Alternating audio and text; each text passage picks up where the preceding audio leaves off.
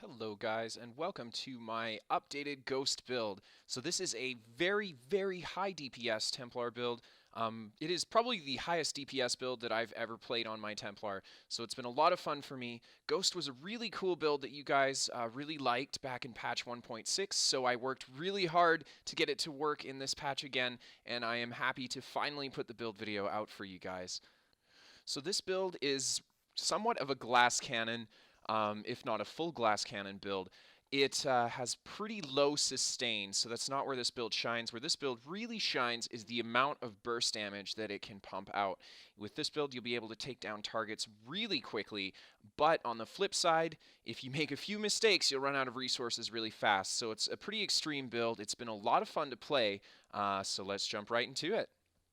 Okay guys, let's take a look at my stat page here. So you can see that I've put 64 points into stamina, helping me have this very high maximum stamina value of 3,600 or 36,600. Now, keep in mind I am a Nord. If I was a Redguard, I would be able to push over 40,000 stamina with this setup, but I'm not, so unfortunately I can't. My weapon damage is sitting at 3,583 with my Greatsword out unbuffed. This build has very high fully buffed weapon damage, going up to about 4,450 when it's fully buffed. My weapon critical is sitting at 29.5%. Now I do run the major weapon crit buff as well, so I'm sitting at around 40% weapon crit buffed with my Greatsword out, and I'll be sitting at around 45% weapon crit buffed with my bow out. This build has alright physical and spell resistance, nothing special, but enough to prevent some kind of incoming damage. Now, something you may have noticed about this build is the incredibly low recoveries on this build. It has low magicka, low health, and low stamina recovery. That just comes with the territory of running a high DPS burst build. You're not going to have a lot of recovery. Me being on a Nord, it kind of pushed me to have to run very low recovery, and I had to give up a lot of my sustain in order to get the damage that I wanted out of this build. For this build, I use the Warrior Boon, which increases your weapon damage, and I am also a Stage 4 Vampire. So Vampirism is a big part of the Ghost build, if you guys are familiar with it at all. If you're new to the build, I'll go over why Vampirism is so important when we go through the skills. For the food for this build, I use the increased max health and maximum stamina food. Now this is a good choice for this build as it's going to not only allow you to hit harder by bulking up your maximum stamina, but it's also going to give you a higher hit point value. And this is really nice, especially in PvP where there's a lot of incoming damage and a lot of bursty builds out there. Having a higher hit point value is going to mean that you have a bit bigger of a cushion of damage that you can take before you go down from burst, etc. So this being a burst spec, naturally it's going to perform a little bit better if it has high hit points. Okay, so now let's get to the gear, guys. I am running a 4-piece Morkuldin on this build, so this is giving me my maximum stamina, my stamina recovery, and weapon damage. I've got this on my chest, my boots, and my legs, as well as both my weapons. I'm running a 3-piece Sentry as well. Sentry is a set that you get from Rewards for the Worthy. You can buy it fairly easily from guild stores and other players, and it's not too expensive to get your hands on. This 3-piece set is going to give me my maximum stamina and weapon damage. I've got a 1-piece Morkuldin on, and this is going to increase my weapon and spell damage by 129. And then I finally have a 3-piece of Agility on, and this is going to give me maximum stamina and weapon damage. For my ring enchants, all of my rings are enchanted with maximum weapon damage, as this is a burst build, and they benefit, and this build will benefit the most from having higher damage. My gear pieces, I have my big pieces, my chest and my legs of Morkuldin are both infused. I didn't manage to get an infused Helm of the Sentry, although infused would be a better choice, but I am running Impen on this helm because that was what I was able to find. My Morkuldin boots are Divines, my Sentry is all Impenetrable, and my Morkuldin is Impenetrable. Impenetrable being an awesome trait for any PvP build because it's going to reduce the incoming critical damage that you take. All of my gear is enchanted with maximum stamina, except for the Mullikenna Uplet. This thing is enchanted with a Hakejo, and that's the Tri-Stat Glyph. The reason I put that on here is because it's a Mullikenna Uplet. It gives you spell damage and weapon damage, and I just wanted to use these shoulders with any build, be it Magicka or Stamina. Now for my Greatsword, it is a Sharpened Greatsword, and I've got a Disease Enchant on here. Disease Enchant is awesome as it's going to reduce your opponent's healing when they get the Disease debuff on them. And then on my bow, I've got an Infused bow. This is going to increase the power of my weapon enchantment.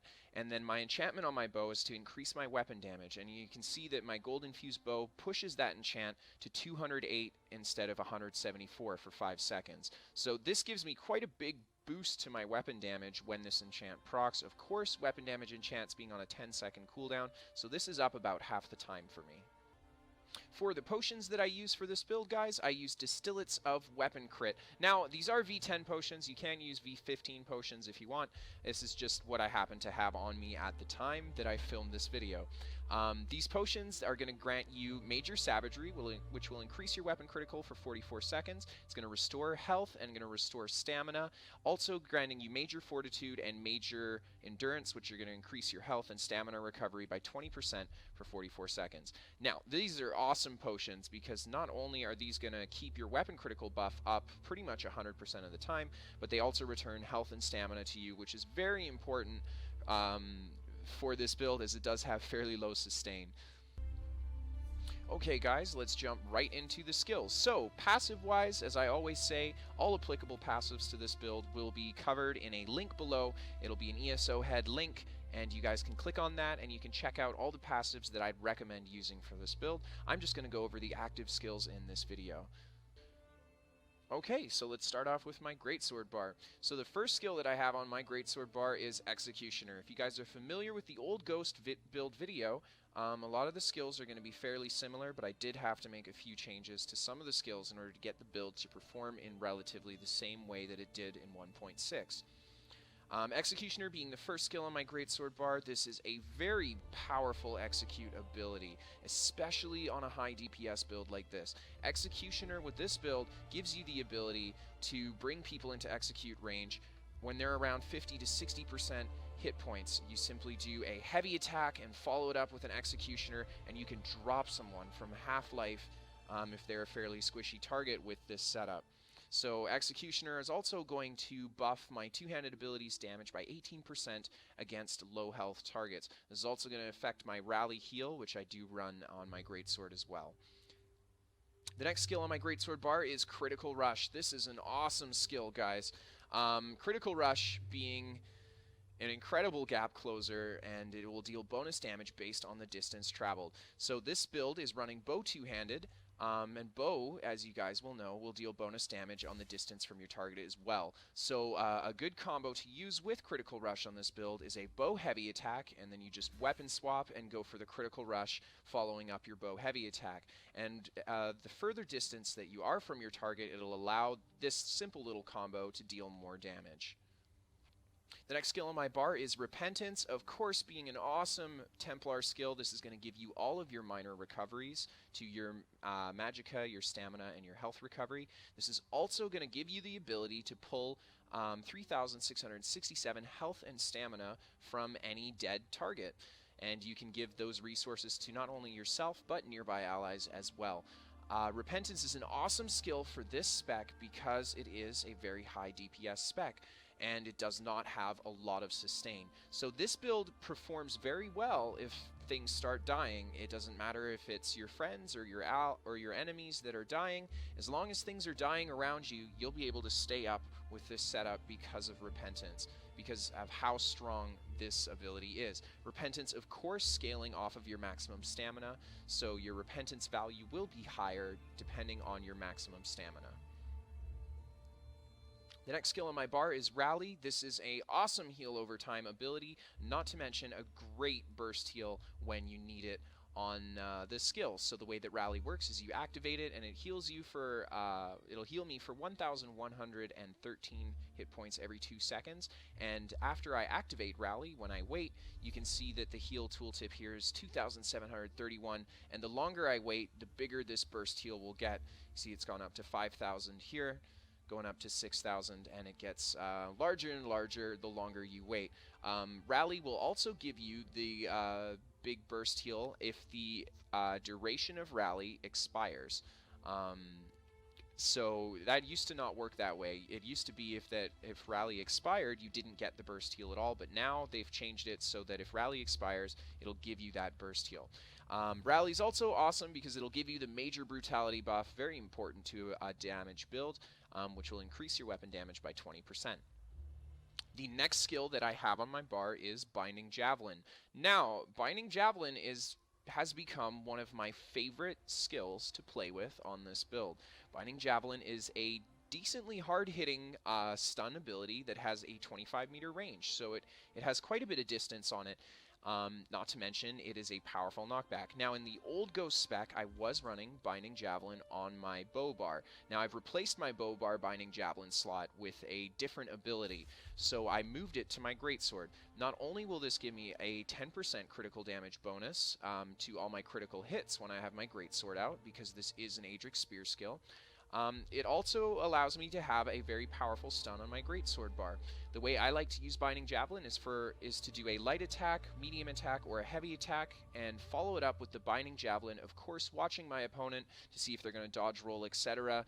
And I like to use Binding Javelin in this way as kind of my up-close melee stun because it's very fast. It's a very fast stun, and if you watch your opponent, you can time it really well, and you will almost never miss a javelin if you're patient when you use them. Binding Javelin also is going to deal more damage when it's slotted on your Greatsword bar as opposed to your sword bar. If we look at the tooltip on my Greatsword bar for Binding Javelin, you see that it is 6,315. When I swap to my bow bar, the tooltip goes down to 5,585. Now, this is just because having a Greatsword out provides you higher base weapon damage than having a bow out. Binding Javelin being a Templar class skill, it's going to benefit from that higher weapon damage. And finally, the last skill on my bar, guys, is Flawless Dawnbreaker. Flawless Dawnbreaker, of course, is an amazing ultimate. It's going to deal a lot of AoE damage, not to mention a deadly damage over time effect on your targets that you hit. The damage will be increased against Daedra and Undead by 60%, and while slotted, your weapon damage is increased by 8%. So the way that my Greatsword bar is kind of set up, guys, is a very high damage single target spec. So this bar is set up simply to hurt and deal a lot of damage to your targets. Okay, so let's take a look at my bow bar. So the first skill on my bow bar here is Poison Injection. Poison Injection being an awesome damage over time ability, if not the best damage over time ability in ESO. Poison Injection is going to deal a fair amount of upfront damage, and then you get that awesome damage over time for the next 10 seconds, and the damage will increase for enemies with under 50% health. So this is like an execute damage over time, and the Poison Injection dots can hit really hard as your opponent's health begins to drop. So this is a great skill to use in any kind of combat situation where you have a target that you're not going to be able to burst down very quickly. Dot them up with the Poison Injection and start working at them, and then follow it up with the burst. Poison Injection is an awesome accessory to your damage abilities, and those ticks can come in at the right time and be the difference between the kill or a loss. The next ability on my bar is Accelerating Drain. Now, this is the skill that I use to replace Binding Javelin on the bow bar. The reason I've gone with Accelerating Drain is that it is a really nice stun. You can actually animation cancel the stun to get it to stun your target very quickly, and the stun is also undodgeable. So this is a great stun for anything that is rolling around a lot, anything that is really kitey or hard to hold still, any kind of stamina build or a Nightblade or anything that is stealthing or trying to get away from you. This stun is awesome because you can just grab them and stun them. If you can target them with this stun, it's going to land and it's going to stun them. So this is one of the best stuns in the game. Now, it doesn't do much damage at all, as I am a stam spec, and this is a magicka-based ability. So this ability is more of the defensive slash offensive stun for this build when you need it. So you'll use this stun offensively when you're fighting something that you can't hit with the javelin being a skill that's easy to roll dodge. This stun also works really well defensively. If someone's chasing you, if you have a Nightblade ambushing you like crazy, you can turn around and stun them, and not only is it going to stun them for 3 seconds, but it will give you Minor Expedition, which increases your movement speed by 10% for 20 seconds. The next skill on my bar is Elusive Mist. Now, Elusive Mist functions a little bit differently in this build than it did in 1.6. In 1.6, in the Ghost build, Elusive Mist was a great skill because it added a lot of mobility with the bow dodge roll. Now, you can no longer stack the bow dodge roll movement speed and the Elusive Mist movement speed because they normalized the buffs in ESO. So, what this means is that no matter what you do, your Elusive Mist is only going to move at a bonus of 40% movement speed. The movement speed bonus from Accelerating Drain is the minor movement speed bonus. So you can stack the major and minor movement speed bonuses together, which allows you to have a mist form that moves at 50% movement speed. Now, the old Ghost build was able to get the mist form to move at 70% movement speed. So it is a little bit slower, but it's still a great ability. Now, mist form in this build is kind of used as, you can use it as mobility, but people can still target you while in mist form now. They don't need to have you tab target or anything. They can just attack your misty mist.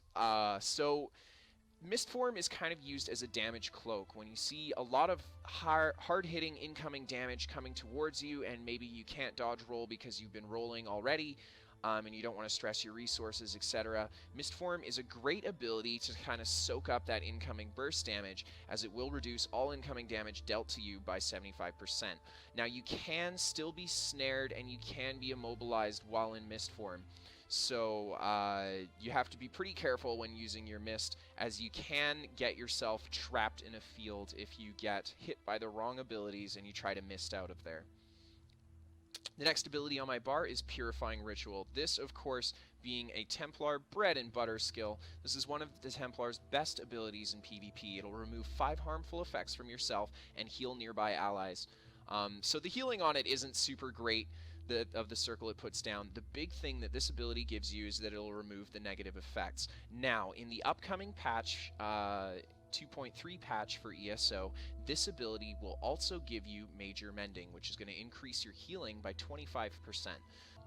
Alright, so the next ability on my bar is Channeled Focus. This ability is going to give you your Major Resolve and Major Ward buffs, which are going to increase your physical and spell resistance by 5,280. Now, the Channeled Focus will also give you 120 magicka every 0.5 seconds when you throw it down for the duration of the Channeled Focus. This is an incredible ability when paired with Mist Form, because Mist Form stops your magicka regeneration when you activate Mist Form. Now, because Channeled Focus doesn't increase your magicka regeneration, it just gives you a separate buff that gives you magicka back, you can actually continue to gain your magicka back while in Mist Form. And then finally on my bow bar, the last ability is Clouding Swarm. Clouding Swarm being one of my favorite ultimates in this game. It'll grant you 5 seconds of invisibility, as well as giving you a large amount of AoE damage. So this ultimate is awesome because of the nature of a burst spec. You can enter your swarm and you can use your Clouding Swarm to burst a target down when they can't see you. It's like stealth on your Templar. You can also use Clouding Swarm as an awesome getaway. This build does have resource sustain issues, so sometimes you need to get the hell out of dodge, and you can use Clouding Swarm to do that as well. And how the bow bar works is it is your sort of utility bar for this build. You use a mix of your stun, your Mist Form, Purifying Ritual, and of course Channeled Focus. Using these 4 abilities, you can really play a strong defensive game on your bow bar. Mist Form to use to soak up that damage, Channeled Focus to allow you to stay in Mist, Purifying Ritual to purify any kind of snares or negative effects that are put on you. Of course, guys, Mist form is going to be affected by snares. You can always go into Mist, and if you get snared, pop out of your Mist form by either block canceling it or weapon swapping or whatever you need to do, and cast Purifying Ritual, and it's going to remove the snares, and you can either pop back into Mist form or roll dodge and get the hell out of there. Accelerating Drain, of course, being an awesome defensive stun, guys. It has a very cheap cost, and it's going to give you the movement speed bonus, not to mention it's an undodgeable stun. So this bow bar is very much so the utility bar of this build. The Greatsword bar is more of the damage bar of this build. So you're going to use your bow bar to kind of set your combos and get yourself into position when you're fighting in the field, and then your Greatsword bar is going to be your damage bar and your execute bar, and that's where a lot of your meaty damage is going to come from. Okay guys, so let's take a look at the champion tree. We're going to start in my green tree here, and we'll start in the tower. So this is a very high damage build with very low sustain. So the way that I built this champion tree wise is I didn't focus on my recoveries, instead I focused on things like reduce cost. So you can see that I put 67 points into Warlord, which is going to reduce the cost of my stamina abilities by 12.6%. I've got 10 in Magician, as I do use quite a few Magicka abilities on this build, and this will reduce the cost of those abilities by 4%. And I've got 5 in Sprinting, which is going to reduce the cost of my Sprinting by 3%. Sprinting not being too terribly important, but it's not going to hurt throwing a few points in here to reduce that sprint cost.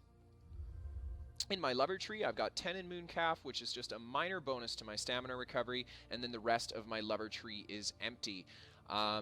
I wouldn't recommend putting too many points into the Lover tree or any of the recoveries, because this build just doesn't benefit from having a lot of recovery.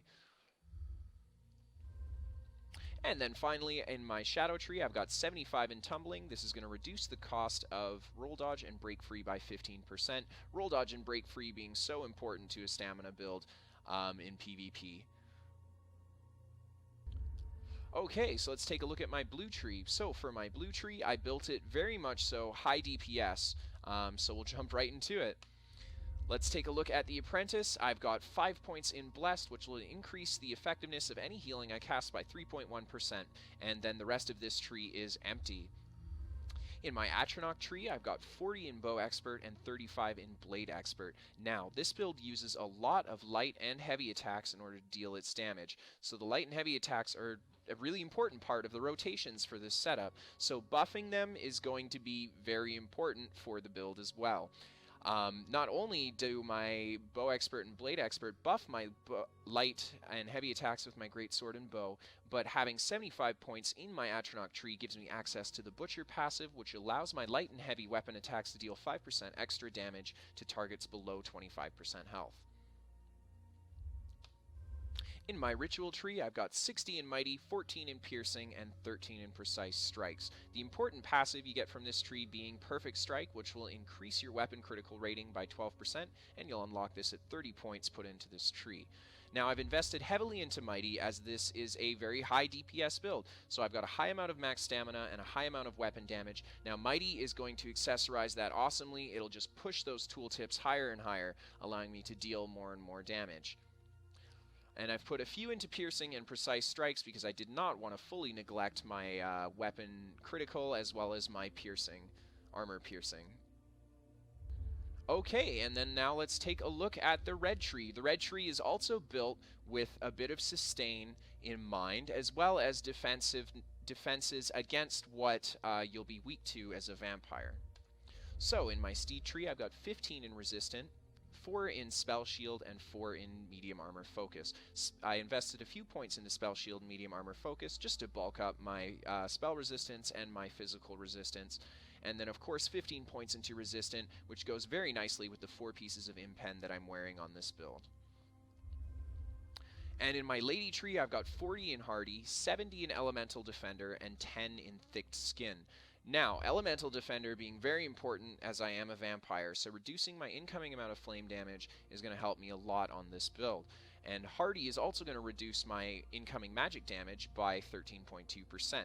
Thick-Skinned, reducing your incoming damage from damage over time effects. This build does have a purge, so damage over time isn't the biggest deal. The reason I've put the 10 points into Thick-Skinned here is for really powerful damage over time abilities like Radiant Destruction.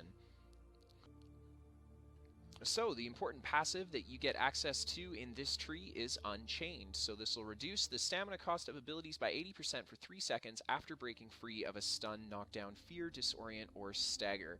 Now, this passive is an awesome passive to get your hands on, but is definitely not something that you need in order to have the build. I know it's quite a high level passive to get to, as you do need to put 120 CP into this tree in order to get it. So don't fret too much if you don't have access to Unchained. This build still works great without it, but it is nice because it allows you to have a little bit more sustain. And then finally, in my Lord tree, I've got 24 in Quick Recovery, which will increase the effectiveness of healing received by 6.8%.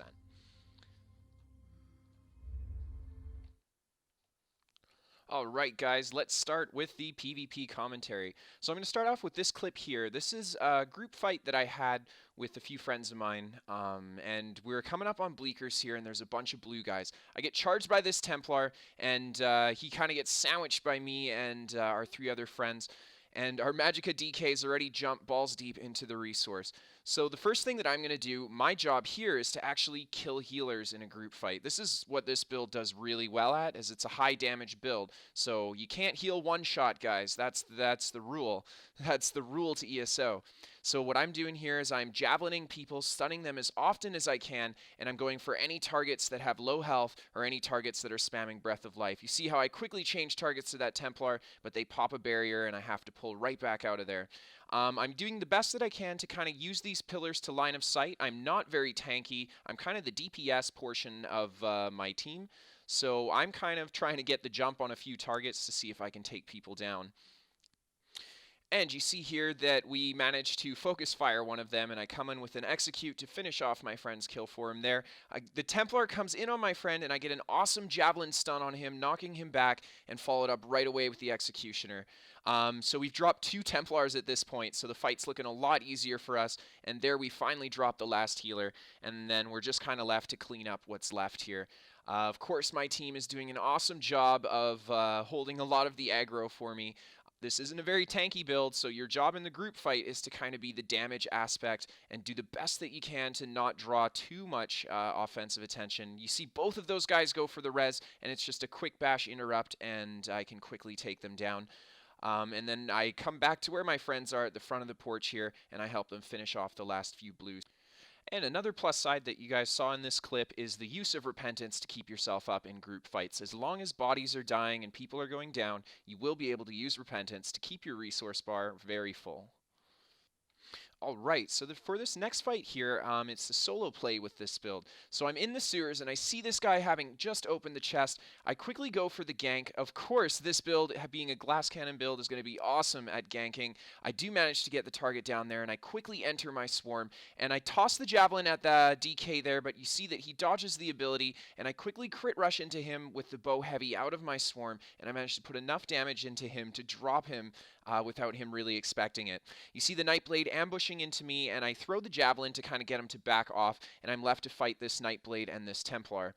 The Nightblade pops out of stealth to pound Vigor, and I actually get a really nice burst off on him there, and then I'm left to just kind of give the Templar the edge of my sword. So you guys did notice how low my stamina bar got there. So it just kind of shows you guys that you don't have a lot of sustain with this build. You have to be pretty careful how you use your resources, and you really want to make sure you capitalize on those kills. So you see here, I come up on another 2 players, and they're just about to kill this Trove Scamp. I managed to get a hit off on the Trove Scamp, and I actually get a Hacky Joe and 3 Itade. I go right back to fighting these guys, having mildly celebrated my drop. I get an awesome javelin stun on that guy there, and you see how he tries to roll dodge away. I just kind of time my heavy attack weave with the end of his roll dodge and get the execute on him to finish him. This guy goes for the res, not a good option, especially in when it's just a one-on-one left, and I just quickly go for the interrupt on him and take him down as well. And then I'm left to just clean up these mobs and collect my chests.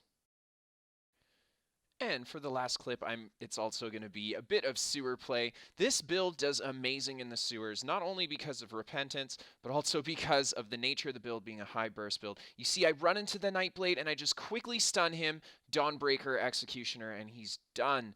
I get to these group of blue players here. This was actually not my first time trying to kill these guys. I'd given it a few tries. This was just simply the one where I actually managed to get these guys. This Templar's looking for me. He's knowing that I'm coming through the door. So I did come through the door in stealth, and I ran around a little bit there. I pop on the Templar and I kill him. As soon as I get the drop on the Templar, I run around the corner and I re-enter stealth. So this Sork here doesn't know where I am. I hit him with a really hard bow heavy attack javelin and then just a light attack executioner to finish him off. So at this point I can't re-enter stealth, so I'm just kind of using my pillar here to line of sight. I put the poison injection in this Templar, crit rush into him, go for the javelin. He's healing through it, but he doesn't break the CC, so I get the kill on him there. And I'm kind of left to fight these last two guys here. This werewolf's pretty low hit points. He's been under attack from the NPCs, so I managed to get a quick kill off on him. And of course, their last, one of these last members comes to try to help out with the fight a little bit too, and I get him as well. These guys were grouped together, so I'm assuming that they said, "Oh shit, this guy's here, come kill him." And I got lucky. They had mobs on them, and I'm a high damage build, and I just put them down. Alright guys, so that covers my Ghost build update. I really hope you guys enjoyed the video. If you guys have any questions for me, feel free to put it in the comments below. You can always check out the description for any links that I may have mentioned for you guys. There's an ESOhead link in there. There's also information regarding the build and the gear that I use on it as well. If you guys liked what you saw and you want to ask me questions and maybe the comment section isn't as interactive as you want, feel free to check me out on Twitch, guys. My Twitch is JackDanielYeso, and I do a lot of Twitch streaming throughout the week. I stream about 5 days a week, so if you guys want to come check that out, want to see some live gameplay, maybe talk to me, and talk buildcraft or talk shop, feel free to come join me there. Again, I want to thank you guys for watching the video, and enjoy. Have a great